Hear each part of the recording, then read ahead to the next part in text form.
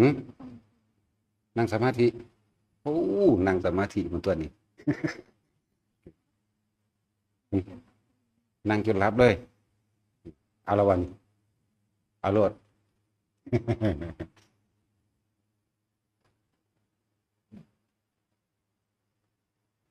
นั่งนั่งให้มันหลับดูเอาเออมันหลับเป็นสะเลงเงเด้มันจากว่ามันข้อปรับจังสี่หรือเอียงจังสี่เลยมันต้องเทียงทีรีเด้นั่งรับนั่นน่ะตั้งโตตรงตอนนี้คือกันพยายามอยู่กับลมเข้าออกอย่างเดียวมันก็บ่หลับทั้งตัวหลังจากชั่วโมงเที่ยง40เที่ยง45ไปหอดบ่ายครึ่ง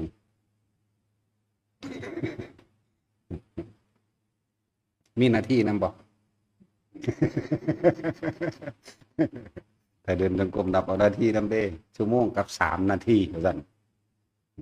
หน้าที่กับมีมันหลายมันจังได้หลายเพิ่นว่าแต่ยามนั่งมันหลับนั่งโลด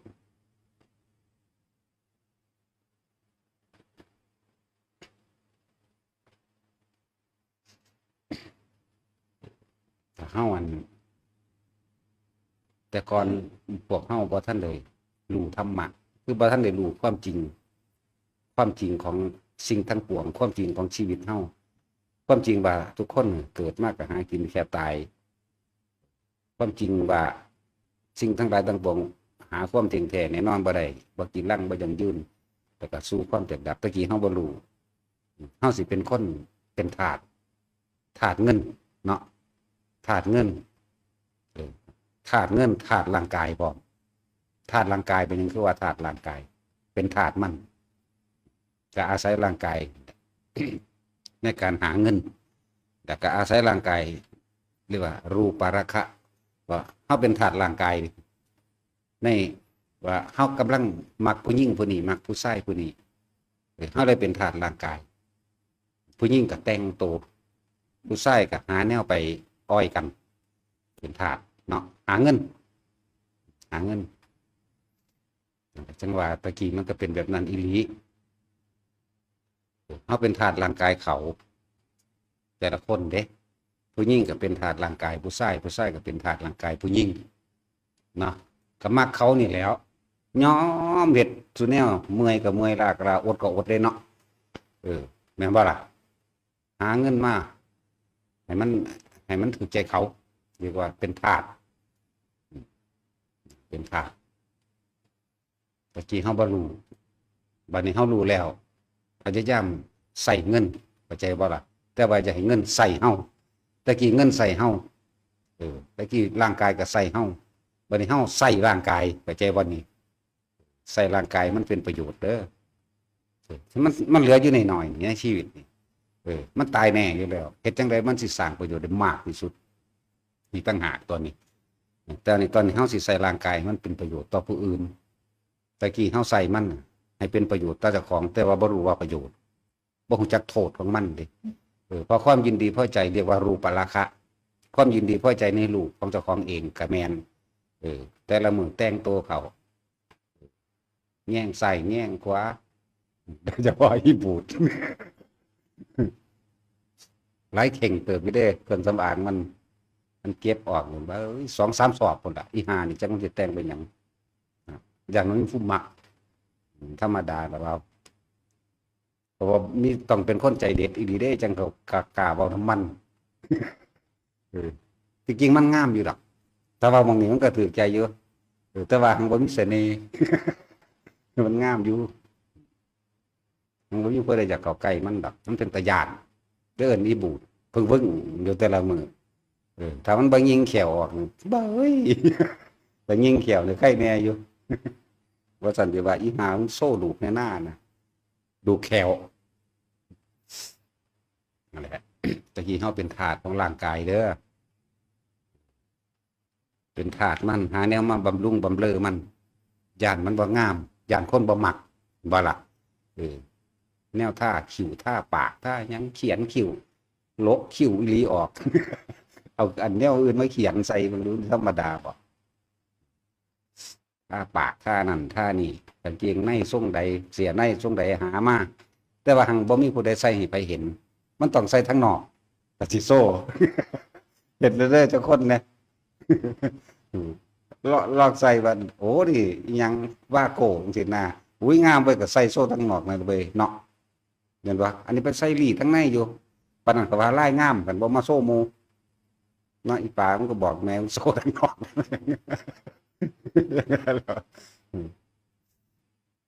สั่นแหละตะกี้เขาเป็นธาตุร่างกาย รูปราคะของตน รูปราคะของคนอื่นพร้อม ยินดีพอใจในรูปร่างกายของผู้อื่นพร้อมของเจ้าของพร้อม เวลาสิไปหากันต่างคนก็ต่างแต่งใส่กันเด้เนาะนั่นแหละเป็นธาตุบาลบานต่อมาก็เป็นธาตุเงินพร้อมต้องมีเงินต้องมีนั่นมีนี่ติดถงติดโตไปบ่มีก็ยืมเขา ธรรมดาเนี่ยเพราะว่าความบ่รู้พวกเฮานี่เรียกว่าความยินดีความพอใจในรูปร่างกายผู้อื่นเฮาก็เลยพ่อยเป็นธาตุเงินไปนำหาเงินบัดวิธีใดก็ได้ขอให้ได้มากแต่ก็ขอให้ไปถูกใจผู้นั้นเพื่อสิได้มาสัมผัสร่างกายซึ่งกันและกันคือเก่านี่เป็นธาตุมันเห็นบ่นี่กามความยินดีความพอใจในรูปบัดนี้มันนี่ความยินดีพอใจในรูปร่างลักษณะท่าทางแล้วแต่ก็เกิดอารมณ์คืออรูปราคะได้บัดนี้ความยินดีพอใจรูปอันเป็นเครื่องจดจำไว้แล้วเป็นสัญญารสกลิ่นเสียงสัมผัสและอารมณ์ความรู้สึกเนี่ยเฮาเลยเป็นธาตุทั้งธาตุร่างกายทั้งเป็นธาตุเงินบัดนี้เฮารู้แล้วถอยออกมาเบิ่งบัดนี้ถอยออกมาจับยั้งชั่งใจตัวเองได้ เพราะว่าเฮาเข้ามาเห็นความจริงแล้วความจริงคือร่างกายนี่ก็บ่เป็นของเฮา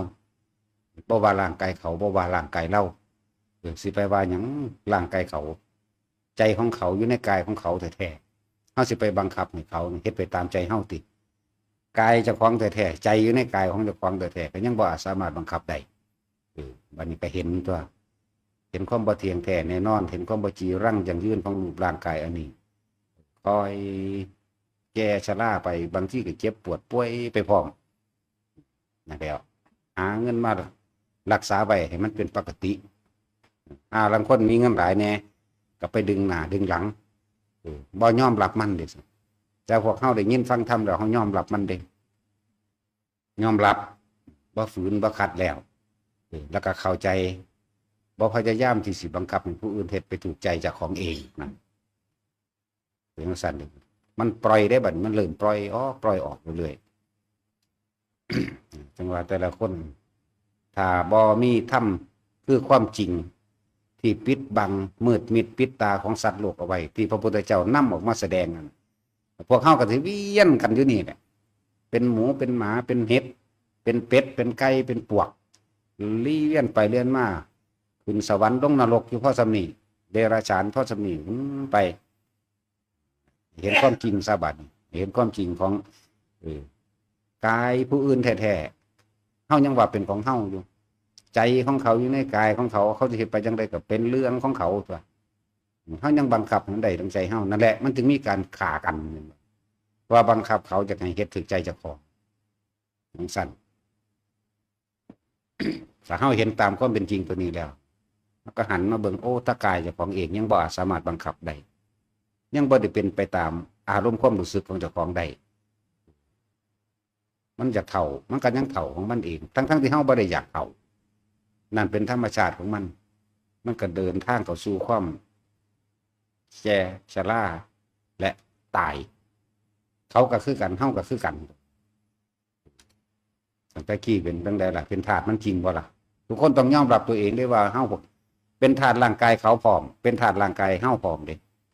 นั่นแหละภาษาบาลีเพิ่นว่ารูปราคะยินดีพอใจในรูปร่างกายแห่งตนแล้วก็จะไปยินดีพอใจในรูปร่างกายของผู้อื่นพร้อมแล้วรูปรสกลิ่นเสียงสัมผัสอารมณ์ความรู้สึกเนี่ยเป็นธาตุอารมณ์ก็นำเครื่องประกอบคือการไปหาเงินหาทองมาบำรุงบำเรอกันนั่นเอง บ่แม่นแนวอื่นบำรุงอารมณ์เจ้าของเองนั่นแหละสิบางที่เฮาก็ยังเว้าคนเฮานั่นน่ะส่วนมากเขาบ่ได้ฮักเฮาดอกเขาฮักเขามักตัวเขาเองเด้ที่เขาหึงเขาหวงไว้นั่นก็เพื่อสนองตัณหาตัวเองเด้เพียงสั้นล่ะตัวเฮาเองก็คิดเบิ่งตามความเป็นจริงเด้อเฮาตะกี้รักหรือหึงหรือหวงก็เอาไว้เพื่อสนองตัณหาตนนั่นบ่ได้แม่นเอาไว้จังอื่นอย่างสั้นคืออันบางคนผัวเมียอยู่นํกันที่แรกมันก็เอาใจดูแลใส่ดีอยู่ดอกดูแลใส่ใจดีอยู่ไปอยู่มาอยู่ไปบ่ค่อยเอาใจเด้บ่ค่อยดูแลเอาใจใส่เด้แต่ว่าก็อยู่นํกันนี่แหละบัดนี้มีผู้ใดผู้หนึ่งที่ว่าเมียมาเข้าวัดจังซี่มันหังเดือดขึ้นบ่เด้ผัวที่หวงขนาดบัดนี้ผัวเข้าวัดคือกันเมียก็หวงคือกันเด้ทั้งที่อยู่นํกันตะกี้เห็นบ่ตะกี้บ่เป็นจังซี่พอเตาเข้าวัดมาแล้วแม่นโลดมันสิหาเรื่องโลดไปจังซั่นแหละนั่นแหละเป็นจังซั่น มันเป็นหยังคือหาเรื่องเอาเพราะว่าหวงไว้เพื่อสนองตัณหาตัวเองคือความอยากตัวเองสนองตัณหาธาตุอารมณ์แห่งตนนั่นแหละที่พระนางบริกาอยู่เบากับพระเจ้าปัดเสียนอยู่ตลอดขึ้นมือหนึ่งเพิ่นขึ้นไปเทิงนั่นขึ้นไปเทิงปราสาทเพิ่นไปพากันไปรับอากาศดีอากาศเย็นสุดละเดินไปดาดฟ้าไปเทิงดาดฟ้าคนใจดีใจเย็นทั้งใดวันละมันก็ขามกันครับซึ่งว่ารักใดที่เสมอกันเป็นว่าถามว่าน้องหญิง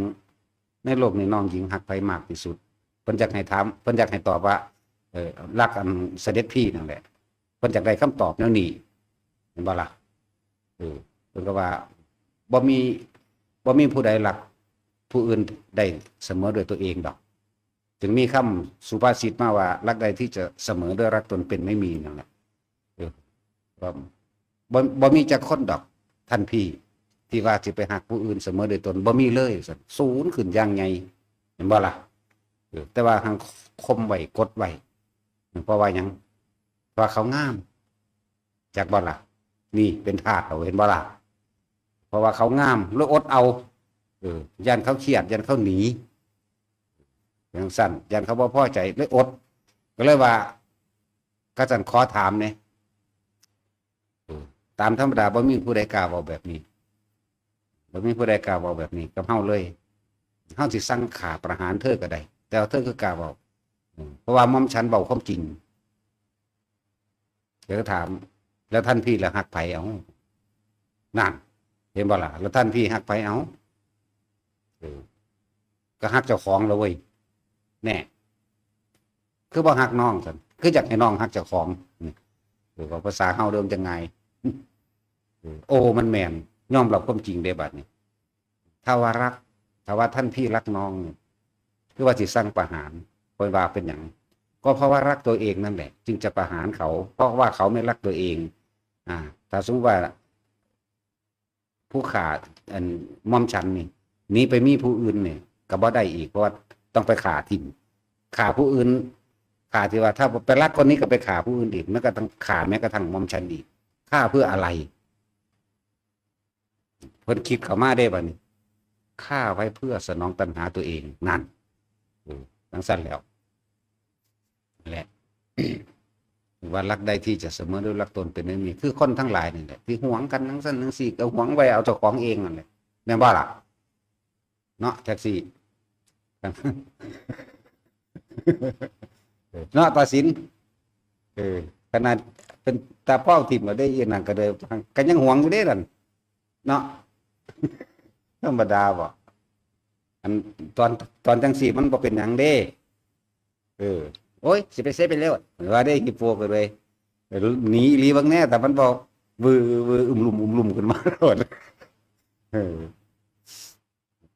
ตอนจังสี่มันบ่เป็นหยังดอกแต่ว่าจะเอาอีหลีนี่มันเป็นเด้สั่นแหละจริงๆไม่มีไผหักไผดอกหักเจ้าของเบิดนี่แหละก็สรุปลงตรงที่ว่ารักได้ที่จะเสมอด้วยรักตนเป็นไม่มีอาจจะบ่ล่ะเฮาเป็นธาตุกายเจ้าของธาตุกายเขาพร้อม สิเฮาหาเงินหาทองหายังมาบำรุงบ่เลิกกันก็ฮักเจ้าของนั่นแหละมันฮักผู้อื่นดอกแม่นบ่ล่ะเอาจังซั่นตัวบ่ได้ฮักผู้อื่นเด้ฮักเจ้าของเด้นั่นแหละเพราะว่าหลงอยู่ในรูปราคะนี่ความยินดีความพอใจในรูปร่างกายของตนกับของเขา จึงเป็นถาดเงินเงินเอามาใส่เพื่อหยังบำรุงบำเรออารมณ์ตัวเองให้มันได้มาซึ่งสนองตัณหาตัวเองให้มันถูกตรงที่ตัวเองอยากจังสั่นเพราะรักเอากับรักเพราะขากับขาเด้เฮ็ดจังได้ก็ได้ว่าถ้ากูได้มาเพื่อสิมาบำรุงบำเรอเจ้าของเองนั่นแหละบ่ได้แม่นอย่างอื่นดอกจังว่าถ้าเฮาบ่ได้ยินฟังธรรมตามความเป็นจริงที่พระพุทธเจ้านำออกมาแสดงเฮาก็ยังสิเที่ยวเวียนว่ายตายเกิดเที่ยวขากันไปเที่ยวขากันมาขาไผเอาขาสัตว์มาอยู่มากินหาเลี้ยงกันนั่นแหละเพื่อสิให้อิ่มหมีพี่มันเพื่อสิให้มีบ่ได้ลำบากอีหยังอยู่นำกันมีความสุขว่ะสุขทั้งโลกกับรูปราคะและอบรูปราคะนั่นแหละสุขทั้งโลกเป็นจังซั่นเพราะสุขทั้งโลกมันอาศัยเนื้อหนังอาศัยอารมณ์เนื้อหนังก็คือรูปราคะยินดีพอใจในรูปร่างลักษณะท่าทางของบุคคลนั้นที่เราพอใจเห็นป่ะเพื่อที่จะบำรุงอารมณ์นั่นเห็นว่าอรูปราคะคืออย่างก็คือเวทนาสัญญาสังขารวิญญาณเข้าใจว่าล่ะนี่ให้มันถือกับความรู้สึกที่กูพอใจให้มันตรงตามที่กูต้องการคือยึดมั่นถือมั่นชื่อสัญญาเป็นไปตามสิ่งที่กูคิดแต่ก็เป็นไปตามอารมณ์คือวิญญาณรับรู้ความรู้สึกคือสุขใจหรือพอใจนั่นเองอย่างสั้นแล้วให้เห็นโทษซะบัดนี้พวกเฮาเห็นโทษเห็นโทษถ้ารักตัวเองจริงๆบัดนี้ให้หันกลับมาเบิ่งตัวเองตะกี้เฮาหักผู้อื่นเด้ว่าถ้าว่าหักผู้อื่นก็คือเพื่อไว้สนองตัณหาตัวเองมันเหมือนหักแบบนั้นเด้บ่คือพระพุทธเจ้าเด้บัดนี้พระพุทธเจ้านี่เพิ่นเห็นโทษมันแล้วล่ะเพิ่นจังนำสิ่งทั้งหลายเหล่านี้ออกมาแสดงให้พวกเฮาเห็นความจริงคิดพิจารณาตามเป็นจริงเด้อว่ามันแมนหรือบ่แมนจริงหรือบ่จริงแต่ละคนอย่างสั้นเห็นโทษซะเห็นโทษของร่างกายเจ้าของนี่แหละบาดโทษร่างกายผู้อื่นก็เห็นแล้วว่าเป็นไปตามอำนาจใจที่เฮาอยากให้เขาเป็นสิภาษายังผู้อื่นเจ้าของแท้ๆก็ยังบ่เป็นไปตามอำนาจใจสิเจ้าของอยากให้มันเป็นคือกันแต่ให้เห็นโทษหันเข้ามาพิจารณาเจ้าของเองที่เฮาเป็นทุกข์เดือดร้อนอยู่เดียวนี้เพราะว่าเฮาปรารถนาอยากให้ผู้อื่นเฮ็ดตามใจเจ้าของนั่นมันก็เอิ้นว่าฮักเจ้าของแบบโลกก็เอิ้นว่าฮักเจ้าของคือกันถ้าแบบธรรมถ้ารักตัวเองได้บัดแบบธรรมได้บัดเพื่อเห็นความจริงแล้วเป็นไปตามความเป็นจริงแล้วรู้แล้วถ้ารักตัวเองจงทำเพื่อผู้อื่นเข้าใจบ่นี่ถ้ารักผู้อื่นมันจะทำเพื่อตัวเองเป็นยังค้อนงงบ่ นั่นแหละถ้ารักตัวเองมันจะรักษาผู้อื่นคือศีลไม่ปล้นไม่จี้ไม่ฆ่าไม่ลักไม่ทำร้ายไม่ทำลายพอรู้แล้วว่าสิ่งทั้งหลายแล้วนั้นที่เฮากระทำมาทั้งหมดขึ้นชื่อว่ากรรมนั้นย่อมกลับขึ้นมาสนองตัวเองคือเก่าทีนี้มันเลยต้องรักษาผู้อื่นการรักษาศีลคือการรักษาผู้อื่นไม่ฆ่าเขาไม่ลักเขาไม่ข่มเหงจิตใจเขาไม่โกหกทำให้ผู้อื่นเสียชีวิตและทรัพย์สินไม่แนะนำให้บุคคลผู้ใดกินเหล้าเมายาหรือยาผิดหรือตัวเองกินเองจังซี่บ่เฮ็ดได้บัดนี้และถ้าตัวเองกินเองเมาเองแล้วส่วนมากก็ต้องไปทำลายผู้อื่นอีกเนาะมันก็เป็นจังซั่นอีหลีเด้และศีลคือการรักษาผู้อื่นเด้อเพราะถ้าเรารักษาผู้อื่นมันก็จะรักษาเราเองแล้วผู้อื่นก็จะรักษาเฮาพร้อมเห็นบ่มันก็มาจังซี่จึงว่าศีลคือการรักษาปกป้องผู้อื่นนะไม่ให้เสียชีวิตและทรัพย์สินตลอดทั้งคนและสัตว์นั่นแหละศีลให้ทำจิตใจแข็งแกร่งดุจดังหินศิลาเดี๋ยวเพิ่นเอาไปเทียบสมัยตะกี้เทียบหินน่ะแข็งแกร่งเลื่อนว่าศีลให้มั่นคงอย่าหวั่นไหวให้แข็งแกร่งดุจดังหินให้รักษาความเข้มแข็งไว้ดุจดังหินเลื่อนว่าศีลสั้นและ เป็นนางเพิ่นเรื่องให้เดินทาง หรือว่าการดำเนินชีวิตด้วยเมตตาให้รักผู้อื่นเสมอได้ตนได้บัดนี้รักตนเสมอได้ผู้อื่นเห็นผู้อื่นเป็นดุจดั่งแขนขาอวัยวะของตนไม่ควรทำร้ายซึ่งกันและกันเพราะการทำร้ายซึ่งกันและกันย่อมนำซึ่งอกุศลกรรมมาถ้าเฮาบ่พ้นปุ๊บเฮาต้องได้รับเบิดทุกสัดส่วนเข้าใจคำว่าบ่พ้นคนที่บ่รู้จักท่านเลยคำว่าท่านนี่ต้องท่านให้ขาดออกโดยบ่หวังสิ่งใดตอบแทนเด้อที่เฮาไปท่านจังซั่นจังซี่แล้วเฮาสิอุทิศบุญให้กับเจ้ากรรมนายเวรอย่างเช่นว่าสัตว์ทั้งหลายที่เราเคยกระทำมาฆ่าเขามาพรากชีวิตเขามาทำลายครอบครัวเขามาจังซี่แต่ขอบุญนี้จงถึงแด่เจ้ากรรมนายเวรแต่ว่าเฮาทำบุญแลกของแล้วคือท่านแลกของแล้วคิดว่ามันสิได้อยู่บ่นี่ฟังไว้ดีๆมันบ่ไปเด้ยังมีความเห็นแก่ตัวอยู่แม่นบ่ล่ะเจ้าของก็อยากได้แต่ว่าอยากให้ผู้อื่นได้นำโดยสำนึกผิดแต่ว่าหังยังหวงยังแพงไว้อยู่นี่นะนั่นแหละพอเข้าใจบ่ล่ะนี่คำว่าบุญอันเกิดจากการให้ทานต้องไม่หวังผลในทานไม่มีความคิดอยากได้ผลของทานบ่อยากได้หยังมาเป็นเครื่องแลกเด้แล้วจึงอุทิศไปได้อุทิศไปหมู่เจ้ากรรมนายเวรทั้งหลายเจ้ากรรมนายเวรทั้งหลายก็คือสัตว์ทั้งหลายที่พวกเขากินมาฆ่ามารังแกข่มเหงมานั่นแหละถ้าลักษณะนี้เขาได้เขาจังค่อยๆเอาโหสิกรรมออกมาบ่ว่าสิหยังก็แล้วแต่ถ้าบ่ว่าสิเป็นขี้โปมขี้หลีดแมงกีนูนหวกกบเขียดทั้งหลายแหละที่เฮาเอามาทั้งขายกินทั้งขายหมดนั่นแหละแม่นเบิดคิดเบิ่งดีๆเด้อบัดนี้สมว่าเฮาไปท่านเอาท่านผ่าไตปูบาทเพื่อเป็นงานบวชแต่ว่าเจ้าของไปขอไว้แล้วสาธุเด้อผู้จะพ้นทุกข์พ้นยากนี่ก็ผิดไปเห็นบ่ให้พ้นทุกข์พ้นยากเด้อให้ร่ำให้รวยให้ใส่หนี้ใส่สินเบิดจังสั่นจังสี่แล้วมันสิมีอีกวรรคหนึ่งขอบุญนี่จงถึงแด่สัตว์ทั้งหลายก็ว่าได้บัดนี้บ่ไปเรียกยางเหนียวตัณหาพวกเจ้าฆ่าไปแล้วนั่นแหละมึงบอกว่าถ้าพวกเจ้าท่านบ่เป็นมันก็บ่เป็นบุญส่วนมากคนมีแต่ท่านเป็นบาปเข้าใจว่าท่านเป็นบาปแลกของนั่นเองเราร้อนและกระวนกระวายในความอยากได้อยากดีอยากมีอยากเป็นพวกเจ้าลงทุนนิดเดียวแต่ว่าอยากได้บักหลายแม่นบ่เอาทุกคนอยู่นี่เคยเห็นมาเบิด20 บาทอุ้ยอธิษฐานขอบ่ได้รู้จักหยังเด้นั่นแม่นบ่ล่ะเป็นบาปด้วยนั่นน่ะใช่ไหมเราร้อนกระวนกระวายไหมมันไม่ได้สงบเย็นใจเลยส่วนคนที่ท่านเป็นนั่นจึงบอกว่าบุญอันเกิดจากการให้ทานก็สามารถทำความสงบเย็นใจได้และพึงถ้าอยากได้กำไรให้อุทิศบุญเข้าใจบ่นี่บุญอันเกิดจากการให้ทานเกิดความสงบเย็นใจได้เพราะไม่ปรารถนาในความอยากได้อยากดีอยากมีอยากเป็นยังไม่หวังผลในทานไม่มีความคิดที่จะไปรับผลของทานใดๆทั้งสิ้นแล้วอุทิศบุญออกไปขอผลบุญขอผลทานบุญกุศลกรรมดีที่ข้าพเจ้าทำนี้จงถึงแด่เนี่ยอะไรมันจังชีวิตบานี้เจ้ากรรมนายเวรคือพวกเข้าขาไว้เหตุไว้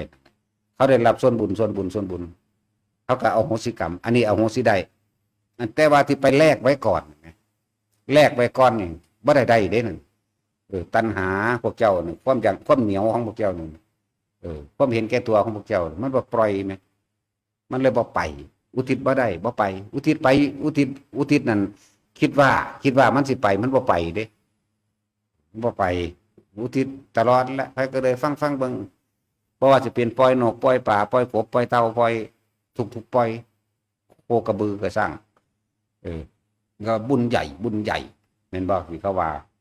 ปล่อยนึงแล้วก็อธิษฐานขอเอาตะพื้อยู่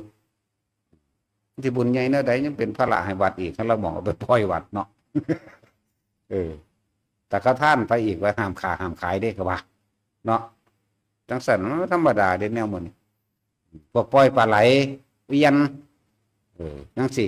ขอให้ชีวิตไหลลื่นดุดดังปลาไหลแต่ปล่อยเต่าก็อยากอายุยืนแม่นว่า ถ้าปล่อยนกก็อยากเป็นอิสระเบิ่งดูนั่นน่ะเขาอิสระอยู่นั่นแล้ว แต่ว่าตัวเองติดคุกจักว่าล่ะเขาเป็นอิสระ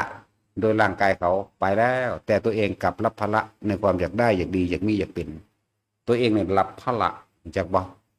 ภาระคือตัณหาแล้วฟังดีๆเอาไปพิจารณาหลายๆแบบเด้อแต่ว่าปล่อยปลาลงแม่น้ำใหญ่พระข้าพเจ้าคนละมีอยู่มีกินเป็นเศรษฐีมหาเศรษฐีกว้างใหญ่ว่าเด้ชุ่มเย็นว่าเด้บ่ได้จักอย่างจักบ่นั่นเลยเอิ้นว่ามันบ่แม่นเฮ็ดได้บุญเด้มันบ่ได้บุญบุญคือต้องสงบเย็นต้องบ่มีความกระวนกระวายเร่าร้อนนะ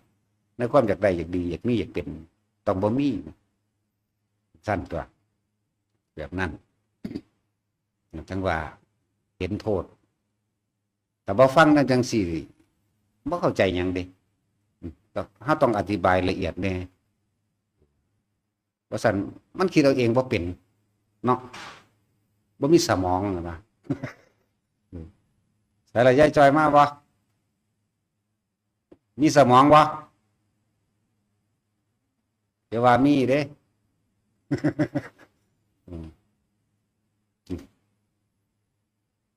สั้นๆแหละให้เห็นความจริงเด้อความจริงที่ตัวเองกระทำมาบ่ซั่นเฮาบ่หลุดบ่พ้นออกเด้เฮาบ่พ้นเด้เฮายังสิไปเป็นทาสของร่างกายตนเองมั่งร่างกายผู้อื่นมั่งเป็นทาสอารมณ์รูปรสกลิ่นเสียงรสกลิ่นเสียงสัมผัสอารมณ์ความรู้สึกเวทนาสัญญาสังขารวิญญาณแม่นเบิดนั่นแหละนี่ว่ามันจึงบอกให้วิธีหาวิธีที่ว่ารัดสั่นให้แต่ละคนวิธีฝึกหัดปฏิบัติของเฮานั่นน่ะเป็นวิธีที่ง่ายและก็ทำได้ตลอดการทุกเมื่อไม่เลือกการเวลาเป็นอากาลิโกไม่มีการไม่มีเวลาไม่มีสถานที่ขึ้นอยู่กับสตินึกเข้ามาสู่ลมหายใจอะไรทั้งว่าให้ทุกคนฝึกหัดเล่นรู้อยู่กับความรู้สึกเจ้าของเองนั่นแหละอย่าไปออกกับความรู้สึกผู้อื่นอย่าไปรักใครอย่าไปเกลียดใครวิธีมันเฮาก็สอนกันซุมื้อบอกกันซุมื้อแนะกันซุมื้ออยู่กับลมหายใจอยู่กับอุณาโลมอยู่กับปิติเด้อนี่นั่นแหละละรูปเลยทีเดียวและอรูปาราคะเรียกว่าสังโยชน์หานี่บอกซื้อมันซื้อดอกบอกวิธีบอกว่ามันสิละแบบใดส่วนมากเขาบ่ค่อยเว้าดอกเรื่องอันสักกายทิฏฐิวิกิสาสิรัตตุปามาสนี่เขาบ่ค่อยเว้าเรียกว่าละโอรัมภาคิยะสังโยชน์5เลยทีเดียวผู้ใดสามารถคมตัวนี้ได้เข้าสู่ลมหายใจได้อย่างน้อยเป็นอนาคามีนี่ว่าหลักสูตรได้บัดนี้เขาหลักสูตรสักกายทิฏฐิคือเห็นว่ากายเป็นของตนเองวิกิกิจฉามีความสงสัยสารพัดสิรัตตุปามาสศีลบ่บริสุทธิ์ปฏิฆะศูนย์ผู้นั้นศูนย์ผู้นี้เครียดผู้นี้อาฆาตบาดหมางผู้นั้นผู้นี้นั่นบ่ล่ะนี่กามราคะอยู่ภายใต้อารมณ์แห่งความยินดีพอใจเนื่องจากรูปราคะและอรูปราคะนี่7ตัวเลยเห็นบ่7ตัวเลยเด้แต่ว่าบาดนี้เฮานำเข้ามาเลยรู้ลมเข้ารู้ลมออกรู้ลมเข้ารู้ลมออกเกิดจุดอุณาโลมหรือปิติเกิดขึ้นอยู่กับมันในขณะนั้นความคิดในการสิไปปรุงไปแต่งในความอยากได้อยากดีอยากมีอยากเป็นถูกระงับไว้จากบ่ล่ะอยากให้ทรงชาญเฮานี่บ่ให้เข้าแต่ถ้ามันสิเข้าก็ปล่อยมันเข้าไปให้ทรงเอาไว้เพราะว่าสมถะตัวนี้กับวิปัสสนาในการทรงชาญตัวนี้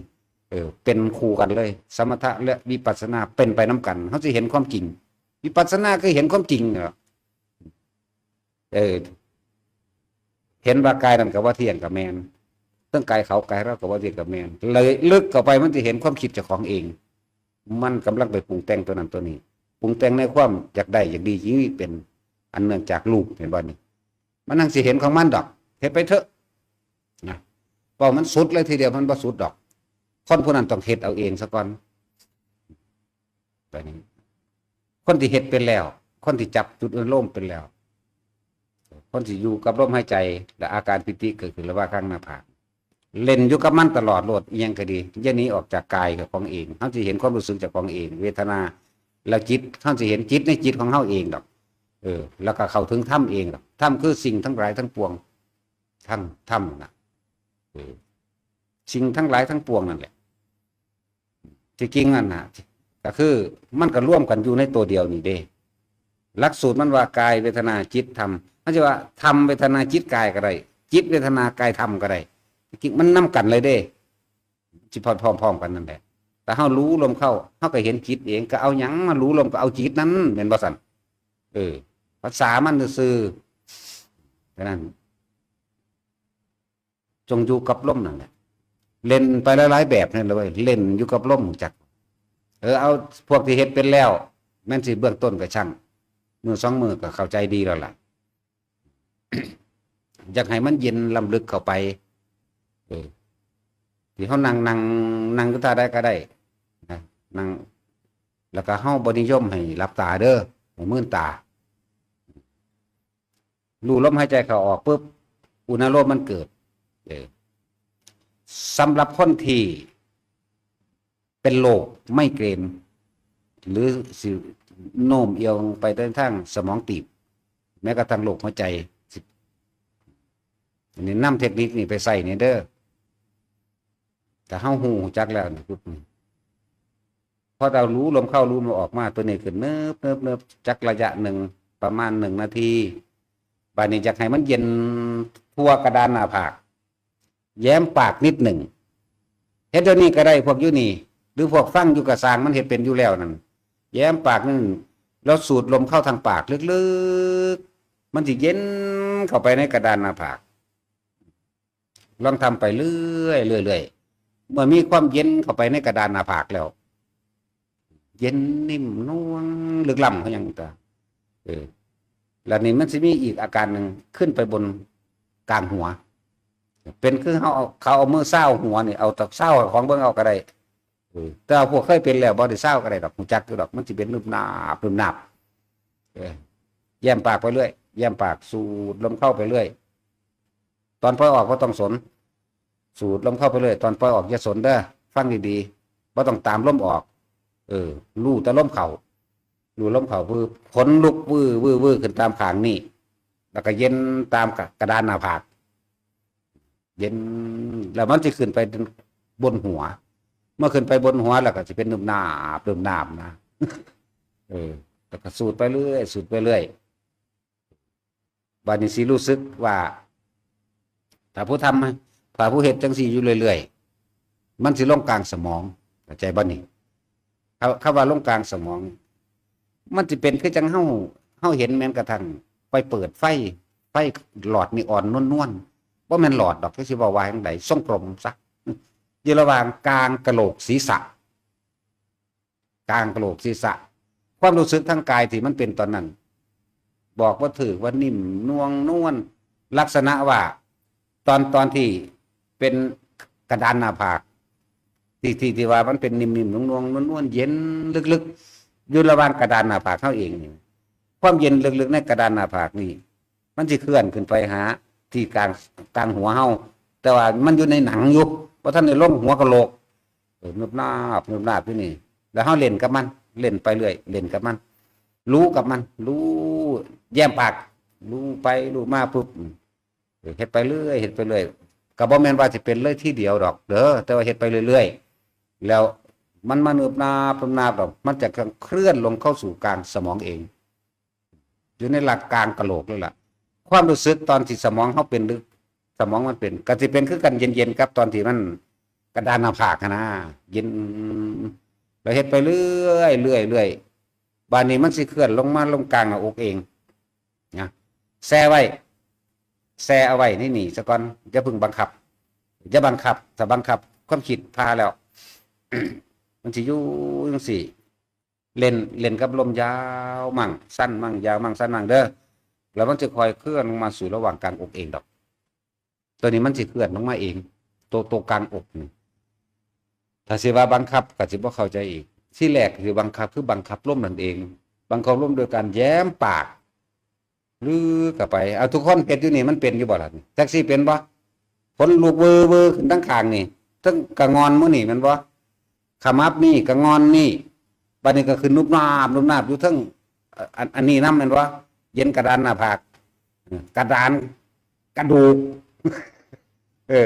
แล้วก็สิ ขึ้นไปกลางหัวนี่เนิบนาบเนิบนาบสิเฮ็ดได้อยู่ซ้ำนี่นั่นหนังนอกๆนี่ซะก่อนแบบนี้ให้ถ้าเฮาเฮ็ดไปเรื่อยของเฮาอันนี้เอาไปเฮ็ดเอาไปเรื่อยของเฮาเฮ็ดไปเดี๋ยวลงกลางสมองเองความรู้สึกในกลางสมองก็จะเป็นคือกันแล้วกับเย็นนึกกระดานหน้าผากตัวนี้เข้าใจบ่ล่ะเฮ็ดไปเรื่อยเฮ็ดไปเรื่อยแบบนี้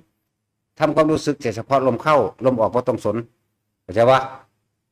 แล้วมันจะคอยลงระหว่างท่ามกลางอกเองเมื่อเข้าสู่ระหว่างท่ามกลางอกหลายๆอย่างหลายโลกเด้อพวกเจ้าทำไปเรื่อยๆเถอะมันก็จะหายเองของมันถ้าว่าหายเองก็เพราะว่าผลปิติต่างๆที่ว่านี่จะไปหล่อเลี้ยงเอง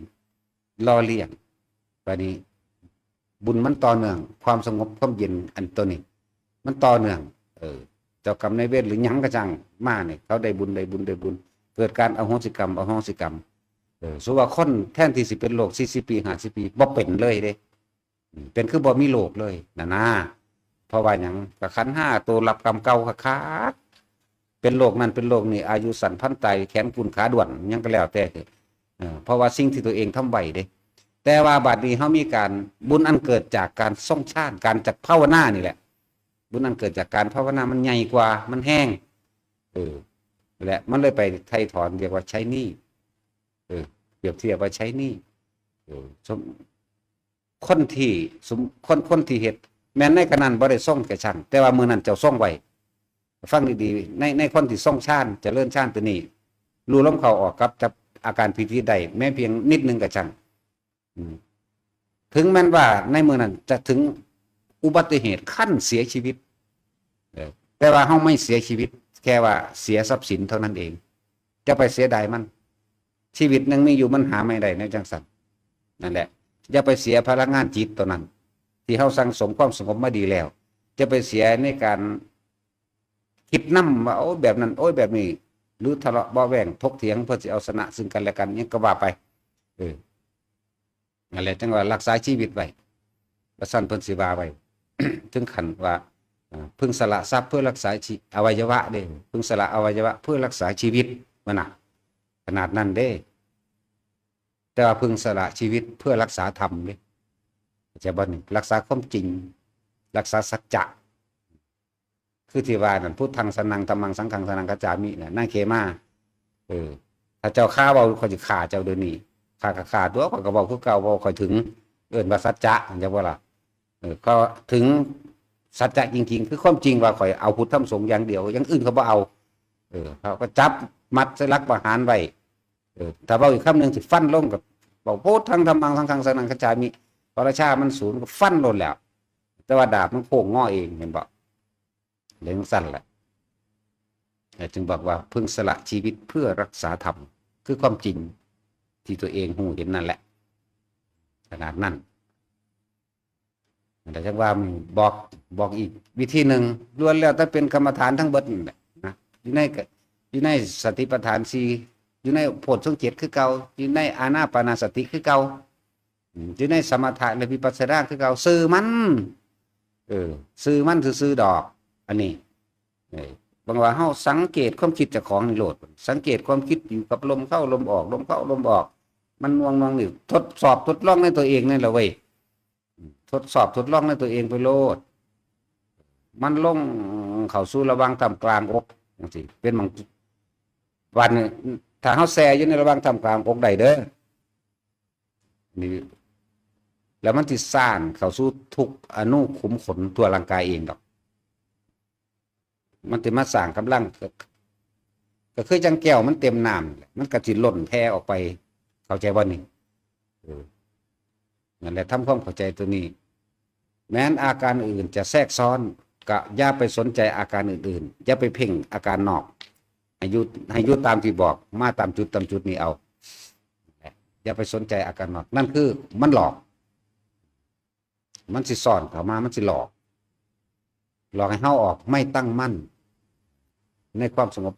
ไม่ตั้งมั่นในอารมณ์เป็นหนึ่งจากบ่ตั้งมั่นอยู่ในตัวเดียวนี่หลอกที่หลายๆคนนี่คำถามสิมีมาตลอดอันนั้นคืออะไรนี่แหละพอเฮาก็ตอบให้ตลอดคือกันตอบให้ตลอดเพื่อบ่ให้เกิดความเนิ่นช้า เวลาเฮาจับลมหายใจหรือได้อุณาโลมแล้วปุ๊บบางที่คนลูกแทรกซ้อนก็เป็นปิติขึ้นมาคือกันปิติมันซ้อนกันซ้อนขึ้นมาได้แต่ว่าวิธีระงับคืออย่าไปให้ความสำคัญตัวใหม่ตัวมันขึ้นมาใหม่ให้ความสำคัญที่ลมอย่างลมกับตัวนี้ลมหายใจเข้าออกเล่นอยู่กับลมนี่แหละมันก็ง่วงๆอยู่คือเก่ามันนั่นแหละบาดนี้คนลุกวื้อขึ้นมากระชัง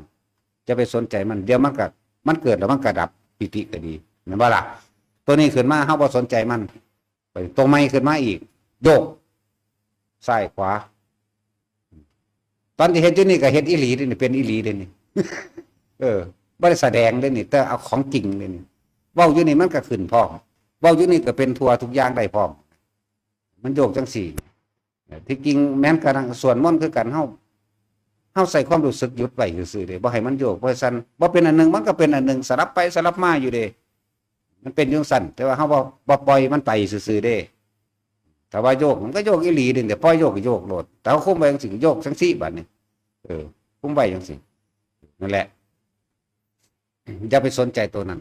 สนใจตัวนี้ร่วมกับอันนี้อย่างเดียวอาการปิติทั้งหมดนั่นแหละไม่อันตรายดอกเด้อบ่อันตรายคนลุกก็บ่แม่นผีก็บ่แม่นใดๆทั้งสิ้นล้วนแล้วแต่เป็นความแต่จิตมันอิ่มแล้วมันก็แสดงออกมาทางกายแบบนี้นะปิติมันมีอยู่5โดยหลักสูตรแต่ของโดยประสบการณ์มันหลายกว่านั้นอีกหลาย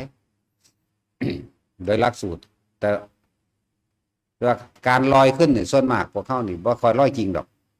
มันติดตกใจก่อนอยากบอกบ่ค่อยลอยจริงนี่ต้องลอยปลอมๆลอยหลอกๆลอยโดยความรู้สึกอย่างเช่นนั่งอยู่แม่นส่วนมากรับตานี่เป็นเร็วหมายถึงว่าบางที่กับโตใหญ่อ้วนขึ้นมาหรือวืดขึ้นไปถึงอากาศคุณหมายถึงสูงทะลุสังกะสีหลังคาไปเลยหรือนั่งอยู่ป่าหรือทำกับโพเลยทำไปพุ่นอีกแล้วก็เข้าใจว่าบัดนี้บางที่ก็เป็นคือตัวเองลอยอยู่ตกใจมื่นตาเพิ่มขึ้นโหลดด้วยบัดมื่นตาเห็ดโหลดมื่นตาเห็ดมันก็เป็นเบิ่งดูมันสิลอยกิ่งบ่อันนี้ก็น้อยนักหน่อยนะอยู่ดอกสี่ร้อยกิ่งๆนะส่วนมากความคิดท่านมันอยากตายอยากลงมาบ่ได้หนึ่งหรือว่าอยากไปข้างหรืออันใดอันหนึ่งนี่เบิดนั่นแหละนี่ตาร้อยหรอก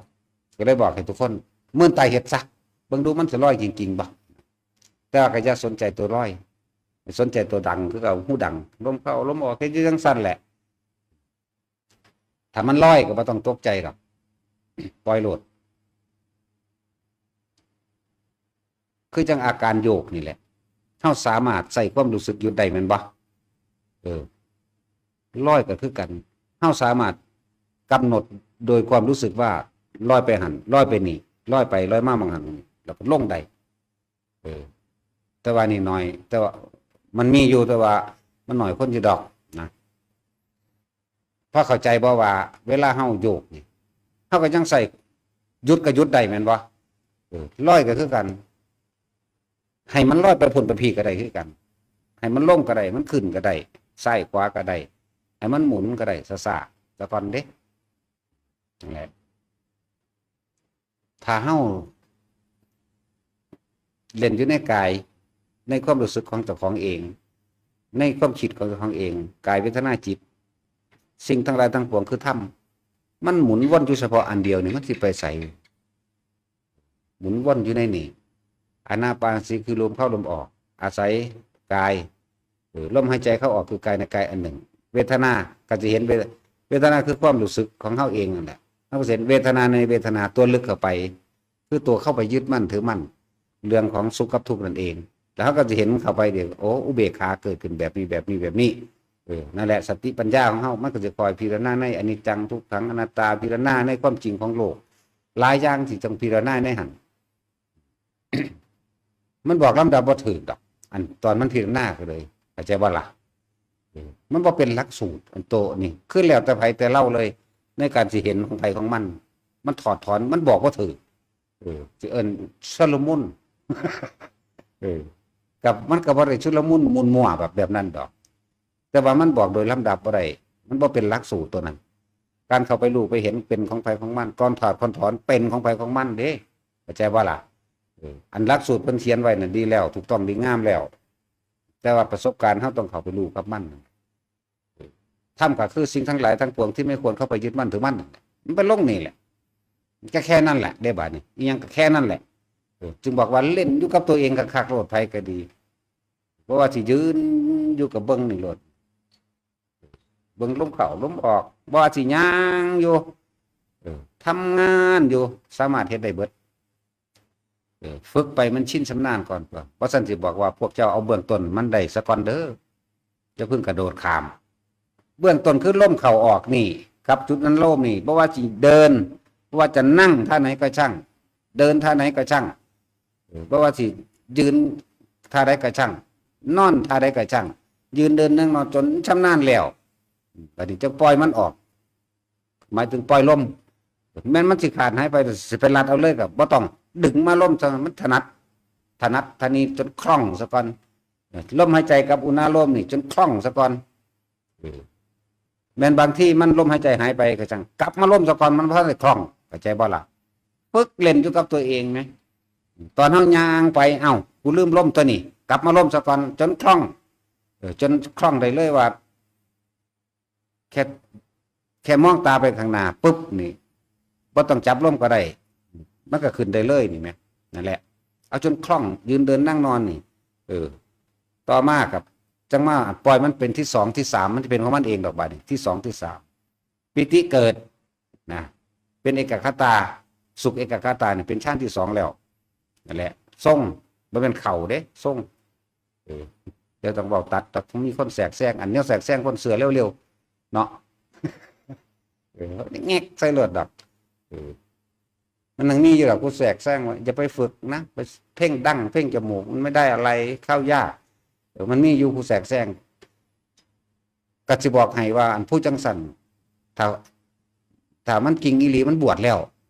เอาเถอะหน้าอนาคามีเข้าไปนี่มันบ่เห็นหยังดอกเด้คือมันสิดีดออกอย่างเดียวเด้จึงบอกเตือนไปก่อนจะไปเสือได้บักมันบ่ทันมันบ่น่าเสือได้บักจังสันนะเฮาบ่ได้ตื่นเต้นเป็นตาย่านกับไผเด้มันเป็นตาเสือใช่บ่เอามาเว้าเรื่องนิพพานน่ะแม่นว่าล่ะว่าหาแม่มึงบอกแต่มันจริงแล้วมึงเป็นอรหันต์แล้วมึงบ่ได้เป็นอยู่จังซั่นเด้แต่เป็นคนมึงตายจักว่ามันต้องบวชเป็นจังซั่นตัวโอ้ยบ่ต้องเว้าถึงตภาพว่ามึงสู่บวชมาแท้ๆก็หายากอยู่เป็นภาษาคนเนาะแต่ตัดครูมันไว้ก่อนครูมันไว้ก่อนมันก็เบิ่งเฮาอยู่ดอกอังเถอะมันก็หลอยสอนของเฮาเด้แม่นว่าล่ะแต่แม่นของไผดอกความจริงแต่ว่ามันยอมรับตัวเองเพราะว่ามันเป็นอาจารย์มันใหญ่แบบมานะทิฏฐิว่ากูเป็นอาจารย์กูก็รู้กูก็รู้เหมือนกันนะรู้มึงก็บ่ป่าเบี้ยมึงซั่นเนาะมึงก็บ่ป่าเบี้ยบ่บวชมาสอนเรื่องนิพพานยังอยู่กับเบี้ยอยู่กับลูกขึ้นนะแม่นะจมจักหน่อยดักมันไว้แหละ ให้เบิ่งเด้อแต่คนเสือเร็วๆอันแนวอันเป็นประทัวเนาะเป็นประทัวเด้เสือเร็วๆให้เสื้อเจ้าของหั่นมองเฮาสิบอกจริงๆมันแม่นบ่ล่ะให้เสื้อเจ้าของนั่นทดลองเบิ่งเอากรรมฐานอันใดอันหนึ่งมาเฮ็ดตัวนี่เฮาก็ให้อานาปานสติเพ่งอยู่ในลมหายใจเข้าออกดีแน่ก็ไปหากายนี่เวทนานี่จิตนี่ก็เข้าสู่ทุนทั้งปวงก็เห็นได้ก็เลยว่าเจ้าของทดลองเอาเองโลดจะไปเสือไผตัวเฮาเองเฮายังบ่ให้เสือไหมที่สอนอยู่นี่ก็บ่ได้เสือเด้ถ้าเสือก็โง่อีกเนาะจังสั่นตัวยิ่งโง่ปัญญาอ่อนหลายโลดเด้คือบ่เฮ็ดทดสอบทดลองเบิ่งมาเสือเฮ็ดหยังบ่ล่ะนั่นแหละแล้วก็แม้กระทั่งการเคารพนับถือคือกันก็บ่ให้มาเคารพนับถืออีกเด้คือบ่ถือเจ้าของนั่นบ่ล่ะคือบ่เคารพนับถือเจ้าของนั่นถ้าสิเอาแนวทางที่เพิ่นแสดงออกไปเนี่ยไปเฮ็ดเบิ่งตัวแม่นบ่ล่ะไปเฮ็ดเบิ่งแล้วอ๋อมันเป็นสิกระเสือเจ้าของนั่นแหละนั่นขนาดนั้นจังว่าทุกคนตามความเป็นจริงของโลกจริงๆแล้วนะมันบ่มีไผซอยไผแล้วก็บ่มีผู้ใดหักไผจริงๆดอกเข้าใจบ่ล่ะส่วนมากมีแต่หักตัวเอง เข้าใจว่าล่ะนั่นแหละรักก็เพื่อสนองตัณหาตนนั่นแหละเป็นสันตัวไปนี่ถ้าเฮารักตนเองจริงๆบัดเฮาคือบ่มาอยู่กับตนเอง ถ้ารักตัวเองจริงกลับมาอยู่ในตนเองที่แต่ที่พิจารณาตะยอดหลังเข้าไปโอ้กูขาสัตว์ขานั่นรักบักฮวงรักบักฮวงรักกินไข่เขาเงินมันก็เกิดฮิริเกิดมากเกิดความละอายและเกรงกลัวต่อบาปมันก็มาอยู่กับตัวเองตัวบาปนี่นะบ้าล่ะก็เขามาอยู่ตัวเองมันจิบ่จากเหตุได้บาปนี่มันเห็นโทษล่ะอย่างเสียก็เลยมาอยู่กับล่มละคือตัวเองก็เลยอยู่กับล่มหายใจเข้าออกอยู่ไปเรื่อยฝึกหัดด้วยตัวเองเบิ้งอยู่กับตัวเองบ่สันสิบอกวิธีเล่นหลายๆแบบบ่มันไปใส่ดอกวิธีเล่นก็จริงนั่นแหละจักที่บอกว่าแย้มปากกันจักน้อยโดนสูดลมเขา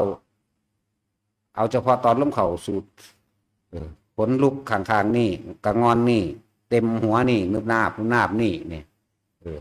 บอกในสิ่งที่ทุกคนเห็นได้เลยสัมผัสได้เลยไม่ได้บอกในสิ่งที่ลึกลับจักเม็ดเลยเห็นบ่ล่ะไอ้สิ่งมึงเห็นเป็นบ่เดินนี่ตัดสินเห็นเป็นบ่บ่เป็นยังดักว่าเนี่ยบ่มีอุ้ยมันตะศูนย์ใครซื้อยังเด้แหละบอกในสิ่งที่มันเห็นได้เป็นได้สัมผัสได้รู้สึกได้ด้วยตัวเองเด้นี่ให้เสื้อตัวเองตัวบาดนี่จะไปเสื้อได้ซ้ำอันจังสันมันเป็นตัดเสื้ออยู่บ่อันผู้ที่มาสอดแทรกกันนะแสดงธรรมมาเห็นบ่มีอย่างก็เขาตัดยาแสดงธรรมะจากไรลำข้างก็ไปขาเข้าซ้ำเอามันแสดงแนวใดสันเอาเถอะนะบางนี่ก็ที่คือกันแหละเดี๋ยวก็โมโหจังสันตัวมันเหมือนธรรมดาเด้คำว่าสละตัวเองมันเป็นธรรมดาเด้คำว่าเห็นคือตัวว่างจิตว่าเป็นกลางดีบ่มันบ่เป็นธรรมดาเด้จังสันเด้มัชฌิมานี่มันเป็นธรรมดาเด้มันต้องเป็นกลางใดอีหลีนึงมันธรรมดาเด้อมันก็เว้าได้จังซี่ล่ะ มันก็จักสิเอาความรู้สึกออกมาเป็นภาษาได้จังไดซึ่งความรู้สึกนี่บ่แม่นความรู้สึกนะจังซั่นจังว่าทุกคนอย่าไปหวังพึ่งพาอาศัยไผเถอะพึ่งตัวเองเบาเรื่องของโลกก็สร้างแม้นหน่วยงานแม้นรัฐบาลใดก็สร้างอย่าไปให้ความไว้ใจว่าเขาสิมาซอยเจ้าของเด้บ่ว่าสิบ่ว่าสิทหารบ่ว่าสิตำรวจบ่ว่าสิรัฐบาลสสใดก็สร้างคู่เครือก็สร้างอาชีพการงานเขาได้จะไปมีความหวังถ้าบ่มีผลประโยชน์มันบ่เฮ็ดดอกแม่นบ่ล่ะให้เห็นความสลดใจของโลกนี่ก็เป็นจริงเด้เอาเงินซื้อเขาไปหาอยู่แล้วน่ะสสแสก็เลยแม่นบ่ล่ะตำรวจเขาบ่มีเงินเดือนจ้างมันสิเป็นอยู่บ่วะทหารก็คือกันเนาะเบิดทุกอย่างล่ะทนามันนั่นแม่นเบิดนั่นแหละไปก็ดีแต่มันเป็นตนาสังเวชสลดสังเวชบ่ในโลกนี่เนาะถ้ารักตัวเองคือว่าถอนตัวเองออกจากโลกอันนี้ซะเหนือโลกจากเหนือโลกบ่เลยเหนือทางจิตใจเด้โตมันก็อยู่ในนี่แหละแต่ว่าบ่ได้อยู่ในนี่จักบ่ล่ะเหนือโลกโตมันก็อยู่ในนี่แหละอยู่ซ้ำตายตะกี้เฮาเป็นทาสเงินเด้อบัดนี้ให้เงินเป็นทาสเฮาจักบ่ตะกี้เฮาเป็นทาสร่างกายบัดนี้เฮาใช้ร่างกายเป็นทาสเฮาลองเบิ่งดูใช่บ่ล่ะสั่นตัวใส่มันจนตายผลมันเป็นแมวยังตะกี้มึงคือใส่กูคักแต่มันบ่ร่างกายก็ดีเงินก็ตามกูสิใส่มึงจนตายคุณวะกอกสุดท้ายกูจะบอกดิพานคือกันนั่นแหละยังสั้นตัวพอเข้าใจบ่นแท็กซี่เข้าใจผู้เดียวนั่นแหละตะกี้เขาเป็นถาดเงินเป็นถาดอารมณ์เป็นถาดผู้อื่นพร้อมเป็นถาดเจ้าของพร้อมมีเบิดนั่นแหละบัดนี้ให้มันเป็นถาดเท่าแน่ใส่มันคืนแก่โลกนั่นละเว้ยบัดนี้เขาสิเป็นถาดพระพุทธเจ้าของตะบัดนำความจริงทั้งหลายที่พระศาสดามาแสดงนั่นแหละรับใส่ธรรมส่งต่อธรรมรับใส่ความจริงส่งต่อความจริงเดินตามทางพระพุทธเจ้าแต่จังหวะตะกี้เฮาเป็นถาดเงินบัดนี้ให้เงินเป็นถาดเฮาจักบ่ให้คนเห็นคุณค่าของจิตใจเจ้าของเด้บ่แม่นเห็นคุณค่าของเงินเด้เข้าใจบ่ล่ะและโอ้เพิ่นคือกล้าเฮ็ดแบบนี้เพิ่นเอาเฮ็ดไปหยังเฮ็ดไปเพื่อหยังเพื่อไผนี่แหมเวลาคือเฮาซอยเหลือคนสิจื้อกับบ่ได้จักเอาหยังให้ไผแม่นบ่ล่ะ จังสั่นตัวนั่นแหละให้มันเป็นถาดเฮาบ่แม่นเฮาเป็นถาดมันคนก็คือกัน เอามาใส่มันเป็นประโยชน์ต่อโลกคือผ้าค้อนปลูกต้นไม้บ่ได้ย่องไผได้ทั้งใส่ไปพร้อมดาไปนํเด้ดาไปเบิดนั่นแหละแล้วถ้าไผอีหามึงโหลด เป็นสั่นบัดนี้เงินก็ต้องเป็นถาดเฮากายก็ต้องเป็นถาดเข้าใจว่าล่ะตะกี้มึงใส่กูคักแท้บัดกูสิใส่มึงเดี๋ยวว่ากูใส่มึงสร้างประโยชน์ต่อผู้อื่นคนเฮาสิคิดถึงกันเขาว่าผลประโยชน์เด้อ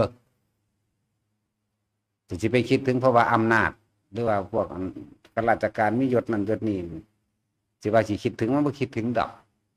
ความคิดถึงความเคารพนับถือด้วยความจริงใจบ่มีแต่ความดีเท่านั้นความดีที่บ่เอาดีนะเพราะว่าผลประโยชน์จึงบอกว่ากูจะใส่มึงเป็นประโยชน์ที่สุดจักบ่ล่ะแต่ยังบอกว่าตะกี้เฮาเป็นถาดมันบัดนี้ให้มันเป็นถาดเฮาเนี่ยทั้งเงินทั้งกายเฮาจังว่าผ้ามูเสียสละเจ้าของเฮ็ดเพื่อผู้อื่นเบิ่งแหน่มันบ่สั่นมาเฮ็ดเพื่อผู้อื่นเบิ่งดูตะกี้เฮ็ดเพื่อเจ้าของถ้าทำเพื่อตัวเองมันจะฆ่าผู้อื่นจักบ่ล่ะเข้าใจว่ามันสิเป็นสั่นเด้เอาปลูกหมักทั่วเบิ่งแม่เนาะเพี้ยขึ้นฉีดยาล่ะเข้าใจว่าบาดนี้ยายจอยยินบ่นี่ได้รับแล้วมีสมองบ่บุ แล้วสั่นตัวนึกฆ่าผู้อื่นได้เนาะสั่นแล้วจงรักษาผู้อื่นเถิดถ้าจะทำเพื่อตัวเองอีกบัดนึงแม่นบ่ล่ะจริงๆเด้นี่ถ้าเฮารักษาผู้อื่นก็คือรักษาตัวเองนั่นแหละให้อยู่จังสั่นใส่ให้มันเป็นถาดไหมใส่ร่างกายนี่ทำเพื่อผู้อื่นในบัดหรือจังสั่นใส่เงินกับใส่ให้มันเป็นบ่แม่นเฮาเป็นถาดมันกล้าทำทุกอย่างกล้าลักกล้าปล้นกล้ากี้กล้าฆ่ากล้าใส่ร้ายกล้าข้าวตูนั่นเฮาเป็นถาดมันจักบ่บัดนี้ให้มันเป็นถาดเฮาแม่นบ่ล่ะทำเพื่อผู้อื่นโดยไม่หวังสิ่งใดตอบแทนความหมายว่าแหละถ้าจักรู้จักมันวิธีปฏิบัติก็ว่าให้เล่นไปตามที่บอกไปนั่นแหละลองเล่นอยู่กับมันอย่ามาถามว่าตั้งแต่ผลสูงสุดหลายไปเลยเนาะมาฮอดแบกความรู้มาโลดว่าโอ้ยมีแต่สิอรหันต์อย่างเดียวมันเป็นหามันหยังบัดว่าไปว่ามากันยังมีภาระเยอะอยู่เนี่ยทำไงเราสร้างมาแล้วจังไม่ปลดไม่เปลื้องวะบัดเว้าขึ้นแม่งอรหันต์มันหามเอ้ยเนาะมันหลายเรื่องเนาะเพราะฉะนั้นมันสมควรที่เฮาด่าเขาเนาะวากใส่รถนึงด่ารถเด้เพราะว่าเจ้าเว้าบ่หยุดข้อยก็เลยด่าเจ้าจังสั่นตัวนะสบายทาน